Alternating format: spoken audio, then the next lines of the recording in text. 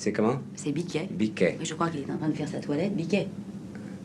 Biquet, c'est un merle des Indes, hein, Mais c'est oui, ça? c'est un ménate. Un ménate. Je ne connaissais pas du tout cet oiseau et un jour j'ai passé une soirée chez Georges Van Paris qui a un oiseau. Puis lui, Parce il a il faut depuis 5 préciser ans. pour le public que cet animal extraordinaire est un animal qui parle, qui Oui. siffle, etc. Enfin, quand il veut bien. Quand il veut bien, Oui, oui. en revanche, il parle tout le temps. Ou alors il parle tout le temps, ou alors il ne parle pas du tout. Bon, revenons aux choses sérieuses. Depuis le temps que j'interroge des acteurs, j'essaie de me faire une opinion sur ce que doit être l'acteur idéal. J'avoue que j'y suis jamais parvenu. Là, vous allez peut-être m'aider. D'abord, est-ce qu'il faut, à votre avis, qu'un acteur travaille un texte, étudie? Oui, Ou je pense. est-ce qu'il faut pas, au contraire, qu'il ne va pas perdre sa spontanéité? Je pense qu'il faut travailler, je pense qu'il faut des bases. Mais de là à chercher des choses extraordinaires, non, je pense qu'à ce moment-là, il faut garder toute sa vérité, toute sa naïveté, Oui. tout son étonnement. Je pense que ce sont des choses indispensables. Mais vous ne croyez pas qu'on peut détruire complètement la personnalité d'un acteur en lui donnant des intonations, en Non, l'expliquant? s'il a une personnalité assez forte, on ne la détruira jamais.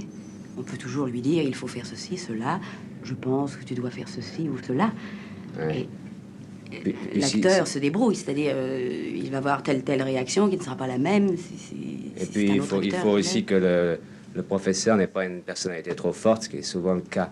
Est-ce que vous pensez que l'argent que parfois vous gagnez, pas toujours, mais souvent, et à ce moment-là c'est beaucoup, et que la gloire, la notoriété que vous pouvez avoir corrompent automatiquement un acteur?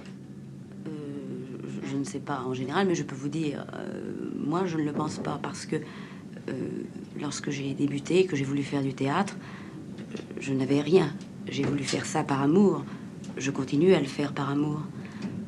Donc je n'avais rien. Ce qui est merveilleux pour moi, je suis bien contente, c'est que je suis partie avec rien. Et puis petit à petit, j'ai construit ma vie. Enfin ma vie, un intérieur, des amis, ma famille que j'aime. Alors je pense que c'est merveilleux de pouvoir réaliser quelque chose qu'on aime et pouvoir gagner sa vie. Enfin essayer d'avoir ce qu'il vous plaît. Et ce qui vous plaît, oui. C'est étonnant parce que dans le fond, vous avez vécu très souvent, je le sais, dans des quartiers qui ne sont pas spécialement favorisés. Vous avez donc été en contact avec une véritable misère. Et moi j'aime beaucoup, enfin je me trouve bien. J'aime beaucoup déménager. Je suis nulle part chez moi. Alors c'est amusant, un jour j'habite près de la Bastille. Ouais. Et puis un jour j'habite à Saint-Germain-des-Prés. J'aime bien découvrir un quartier, une maison. Et quand je la connais, après je m'en vais. Une dernière question, Annie Girardot. L'Italie, c'est un beau pays. Oui.